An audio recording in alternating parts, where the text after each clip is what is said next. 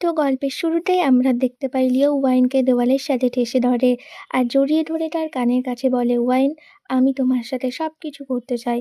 তখন ওয়াইন লিওকে ধাক্কা মেরে সরিয়ে দেয় আর বলে, এতক্ষণ যেসব মেয়েদের সাথে ঢলাঢলি করছিলে তাদের কাছে যাও, আমার থেকেও তারা তোমায় বেশি সুখ দিতে পারবে।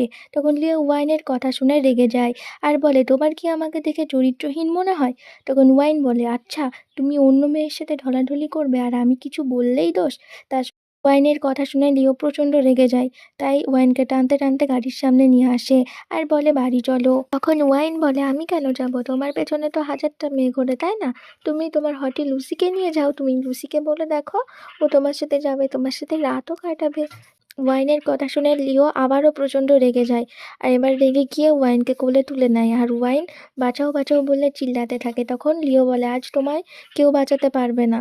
তারপর লিও ওয়াইনকে তাদের বাড়ি নিয়ে আসে আর তার হাত ধরে ঘরের দিকে টেনে নিয়ে যেতে থাকে। তখন ওয়াইন বলে, তুমি এটা করতে পারো না, আমি তোমার সাথে থাকবো না, আমি তোমার সাথে যাব না। তারপর লিও ওয়াইনকে বিছানায় শুয়ে দেয় আর বলে, আমি কি কি করতে পারি আজ তুমি তা দেখতে পারবে। আমি অনেক বেশি গরম হয়ে আছি, আজ তুমি আমায় ঠান্ডা করবে। তখন ওয়াইন লিওকে তার ওপর থেকে সরিয়ে দিয়ে বলে, কেন, লুসির কাছে যাও, ও তোমায় ভালোভাবে ঠান্ডা করবে। যাও, একবার যাও ওর কাছে। তারপর লিও ওয়াইনকে বলে, তুমি কেন বোঝো না? আমি শুধু তোমাকে ভালোবাসি, তোমার কাছে এলে আমি নিজেকে কন্ট্রোল করতে পারি না। অন্য মেয়েরা আমার আশেপাশে আসলে এতে আমার কি দোষ?